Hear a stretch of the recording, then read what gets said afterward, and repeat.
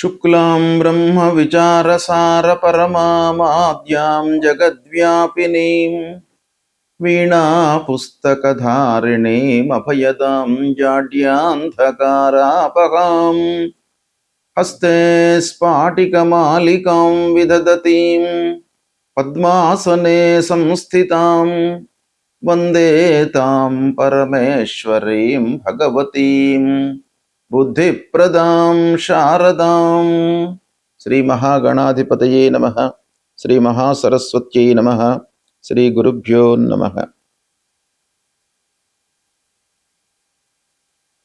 రవి గోచారము, రవి యొక్క సంచారం మూలకంగా జాతకులకు ఎలాంటి ఫలితాలు ఉంటాయి అనేటువంటి విషయాన్ని మనం చూసినట్టయితే, రవి సంచారానికి అత్యంత ప్రాధాన్యత ఉంది. సూర్యుడు గ్రహరాజు కనుక ఆ సూర్యుడి చుట్టే మిగతా గ్రహాలన్నీ కూడాను తమ తమ కక్షల లోపల తిరుగుతూ ఉంటాయి. కనుక సూర్యుడి యొక్క సంచారము మానవులపైన ఏ స్థానాలలో సంచరిస్తున్నప్పుడు ఎలాంటి ఫలితాలు ఉంటాయి అనేటువంటి విషయాన్ని మనం చూసినట్టయితే, సూర్యుడు ప్రధానమైనటువంటి గ్రహ. అంటే సూర్యుడు ఏ ఏ విషయాలపై ప్రభావాన్ని చూపిస్తాడు సాధారణంగానంటే, సూర్యుడు తండ్రి, ప్రభుత్వపు పనులు, అధికారము, తర్వాత ఉద్యోగంలో ఉన్నటువంటి వాళ్లకు ఉన్నతాధికారులతో కలిగేటువంటి సంబంధాలు, సమాజంలో కీర్తి ప్రతిష్టలు, ముఖ్యంగా మనిషి లోపల ఆత్మవిశ్వాసము, మనిషిలో లీడర్షిప్ క్వాలిటీస్ అన్నీ కూడాను సూర్యుడి మూలకంగా వస్తూ ఉంటాయి.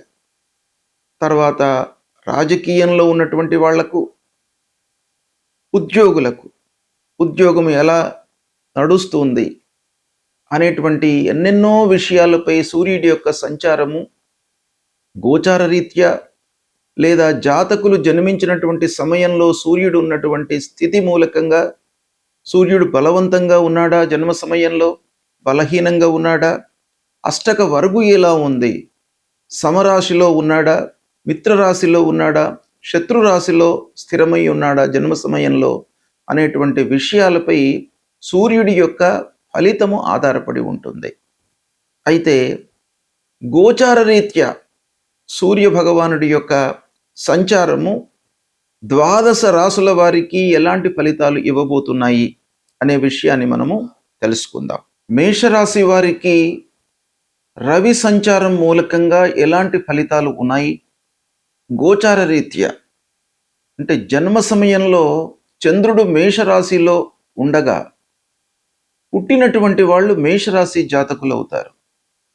అలాంటి మేషరాశి జాతకులకు సూర్యుడు మిథున రాశిలో సంచరిస్తున్నటువంటి సమయంలో, అంటే 15 జూన్ 2026 నుండి 16 జూన్ 2026 మధ్యకాలంలో మిథున రాశిలో సంచరిస్తున్నాడు. ఈ మిథున రాశిలో సంచారం అనేటువంటిది ఈ మేషరాశి వారికి ఎలా ఉంటుంది అనే విషయాన్ని మనం చూసినట్టయితే, మేషం నుండి మిథునము 3వ స్థానం అవుతుంది. అంటే 3వ స్థానంలో సంచారము సూర్య భగవానుడికి చాలా ఉత్తమమైనటువంటి స్థానం, మనకు అనుకూలమైనటువంటి ఫలితాలను ఇస్తాడు ఈ స్థానంలో సంచరిస్తున్న సమయంలో. అంతేకాకుండా సూర్యుడు ఈ మేషరాశి అధిపతి కుజుడు మిత్రులు, తర్వాత సూర్యుడు సంచరిస్తున్నటువంటి స్థానము మిథున రాశి, దానికి అధిపతి బుధుడు, అది కూడాను మిత్రగ్రహమే. అంటే మిత్రస్థానంలో సంచరిస్తున్నాడు, అందున 3వ స్థానంలో సంచరిస్తున్నాడు గోచార రీత్యా. కనుక మేషరాశి వారికి ఈ నెల 15/6/2026 నుండి 16/6/2026 ఈ కాలము చాలా కలిసి వస్తుంది. ఏ విషయాలలో మంచి ఫలితాలు కలుగుతాయి అనే విషయాన్ని మనం చూసినట్టయితే, తండ్రికి సంబంధించినటువంటి విషయాలు, తండ్రితో సత్సంబంధాలు, తండ్రి మూలకంగా మంచి పనులు ప్రారంభించేటువంటి అవకాశాలు ఉన్నాయి. ఇకపోతే చేస్తున్నటువంటి ఉద్యోగం లోపల కొంత సంతృప్తి పెరుగుతుంది. మంచి పనులు చేయడం మూలకంగా మీ లోపల ఒక ఆత్మవిశ్వాసము, ధైర్యము పెంపొందేటువంటి అవకాశం బాగా ఉంది.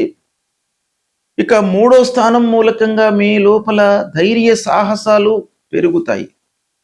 తద్వారా మీరు కొంత ఆలోచించి పనులు చేయడం మూలకంగా చాలా విషయాలలో సత్ఫలితాలు కలిగేటువంటి అవకాశం కనబడుతుంది.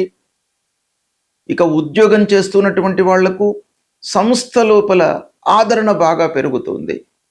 సహ ఉద్యోగులతో కానివ్వండి, అధికారులతో కానివ్వండి సత్సంబంధాలు ఉంటాయి. మంచి ఆదరణ లభిస్తుంది. మీ పనితనానికి గుర్తింపు లభిస్తుంది. ప్రమోషన్ లాంటివి మీకు చేకూరే అవకాశాలు కూడాను ఉన్నాయి. ప్రయత్నాలు చేసుకున్నట్టయితే మీకు ఇంకా మంచి పొజిషన్ అందులో మీరు పొందేటువంటి అవకాశం బాగా ఉంది. ఇక ప్రభుత్వ రంగ సంస్థలలో పనిచేస్తున్నటువంటి వారి విషయం మనం ఆలోచించినట్టయితే కూడాను చాలా అనుకూలమైనటువంటి సమయము. ప్రైవేట్ ఉద్యోగస్తులకు మట్టుకు కొంత బాధ్యత పెరుగుతుంది. పనిభారం పెరగడం మూలకంగా కొన్ని విషయాలలో మీరు నిర్లక్ష్యం చేసేటువంటి అవకాశం కనబడుతుంది. ఇక వ్యాపారస్తులకు కొంత మార్కెటింగ్ ద్వారా, అంటే ప్రచారం ద్వారా మీకు లాభము చేకూరేటువంటి అవకాశం ఉంది. అంటే మీరు చేస్తున్నటువంటి ప్రోడక్ట్ విషయం లోపల మీకు ప్రచారం అవసరం ఉంటుంది. తద్వారా మీకు లాభాలు కనబడుతున్నాయి.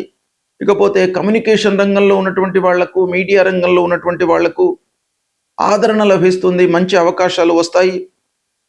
సంగీత సాహిత్యవేత్తలకు, ఉపాధ్యాయులకు శిక్షణ ఇస్తున్నటువంటి వాళ్ళందరికీ కూడాను మంచి సమయము బాగా కలిసి వస్తుంది. సోదరులతో పూర్వము ఉన్నటువంటి విభేదాలు ఈ సమయం లోపల తగ్గుముఖం పడుతుంది. వారితో సత్సంబంధాలు ఏర్పడతాయి. అన్యోన్యత అనేటువంటిది బాగా కనబడుతుంది. ప్రయాణాల మూలకంగా లాభము చేకూరుతుంది. కొత్త పరిచయాలతో మీకు భవిష్యత్తు ఒక మార్గ సూచకంగా మీకు కనబడుతుంది. ఇకపోతే విద్యార్థులకు కూడాను ఈ సమయం బాగా కలిసి వస్తుంది. కాంపిటేటివ్ ఎగ్జామ్స్కు ప్రిపేర్ అవుతున్నటువంటి వాళ్ళు కూడాను ఈ సమయంలో కొంత సమయాన్ని వెచ్చించి ఏకాగ్రతతో ఉన్నట్టయితే చాలా విషయాల్లో సత్ఫలితాలను పొందుతారు. రాజకీయ రంగంలో ఉన్నటువంటి వాళ్ళకి ప్రజాదరణ పెరుగుతుంది. కోర్టు కేసుల లోపల కొంత డెవలప్మెంట్ కనబడుతుంది. చాలా రోజుల నుంచి పెండింగ్లో ఉన్న వాటి లోపల కొంత ఈ సమయంలో కదలిక వస్తుంది. ఇక సంతానం విషయం లోపల కూడాను మీకు చాలా అనుకూలమైనటువంటి సమయము. ఒప్పందాలు, వ్యాపార విస్తరణకు కూడాను చాలా అనుకూలమైనటువంటి సమయము.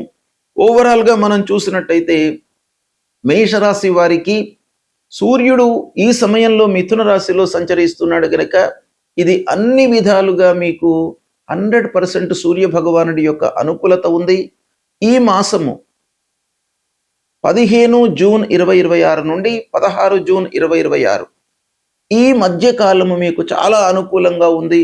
దీన్ని మీరు సద్వినియోగపరుచుకున్నట్టయితే చాలా విషయాలలో మీకు మంచి జరుగుతుంది. సూర్యుడి యొక్క సంచారము ప్రతికూలంగా ఉన్నప్పుడు, అంటే సూర్యుడు జన్మస్థానము, ద్వితీయ స్థానము, అర్ధాష్టమ స్థానము అంటే 4వ స్థానము, పంచమ స్థానము, సప్తమ స్థానము, అష్టమ స్థానము, నవమ స్థానము, ద్వాదశ స్థానము ఈ స్థానాలలో సంచరిస్తున్నప్పుడు మనకు గోచార రీత్యా ప్రతికూలమైనటువంటి ఫలితాలను ఇస్తాడు.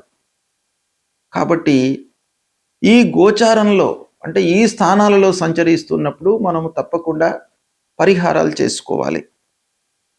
అంటే పరిహారాలు చేసుకునే ముందు ఆ సూర్యుడి విషయమై, సూర్యుడి యొక్క సంచారం విషయమై మనము కూలంకషంగా తెలుసుకోవాలి. ఇప్పుడు గోచార రీత్యా ఎలాంటి స్థానాల్లో సంచరిస్తున్నాడు, జన్మ సమయంలో సూర్యుడు ఎలా ఉన్నాడు, బలవంతంగా ఉన్నాడా, బలహీనంగా ఉన్నాడా, మిత్రక్షేత్రంలో సంచరిస్తున్నాడా, శత్రుక్షేత్రంలో ఉన్నాడా, శుభ దృష్టి ఉంది ఆ సూర్యుడి పైన, లేదా అష్టక వర్గులో ఎన్ని పాయింట్స్తో ఉన్నాడు, ఇవన్నీ కూడాను కూలంకషంగా మనము చూసుకొని సూర్యుడికి సంబంధించినటువంటి పరిహారాలు చేసుకోవాలి. అయితే సూర్యుడికి యొక్క పరిహారాలలో ముఖ్యమైనటువంటి ఏంటంటే సూర్య నమస్కారాలు చేయడము. ఉదయాన్నే లేచి సూర్యుడికి 12 సార్లు నమస్కారాలు చేసుకోవడము. సూర్య భగవానుడికి అర్ఘ్యప్రదానం చేయడము. అంటే అర్ఘ్యప్రదానము అత్యంత ప్రధానమైనటువంటి పరిహారంగా మనకు శాస్త్రం చెప్తోంది. కాబట్టి అర్ఘ్యప్రదానం అంటే నీళ్లు వదిలిపెట్టడము సూర్య భగవానుడికి. అది మీరు చేసినట్టయితే చాలా సత్ఫలితాలు కలుగుతాయి. అంటే మీరు ఏం చేయాలి? అర్ఘ్యప్రదానం చేస్తున్నటువంటి సమయంలో ప్రతిరోజు కూడాను సూర్యోదయ సమయంలో ఒక రాగి పాత్రలో నీళ్లు తీసుకొని అందులో ఎర్రటి పువ్వులు లేదా అక్షతలు వేసి తూర్పు వైపుకు నిలబడి, అంటే తూర్పు దిశలో మన ముఖాన్ని ఉంచి అటువైపు నిలబడి, అంటే సూర్యోదయం అటువైపు నుంచి అవుతుంది కనుక సూర్యుడికి ఎదురుగా మనం నిలబడి అర్ఘ్యప్రదానం ఇవ్వండి. తద్వారా మీకు ఆ సూర్య భగవానుడి యొక్క అనుకూలత కలుగుతుంది. ఇది చాలా ప్రధానమైనటువంటి పరిహారము. రెండవది, ఆదిత్య హృదయము పారాయణం చేసుకోండి. మూడవది, సూర్యుడికి సంబంధించినటువంటి మూల మంత్రం జపా కుసుమ సంకాశం కాశ్యపేయం మహద్యుతిం తమోరిం సర్వపాపఘ్నం ప్రణతోస్మి దివాకరం అనేటువంటి ఈ మూల మంత్రాన్ని ప్రతినిత్యం కూడాను చదువుకోండి. సూర్యుడికి సంబంధించినటువంటి గాయత్రి జపము మనకు శాస్త్రంలో చెప్పబడి ఉంది. అది కూడాను మీరు ప్రతిరోజు చదువుకున్నట్టయితే సూర్య భగవానుడి యొక్క అనుకూలత ఉంటుంది.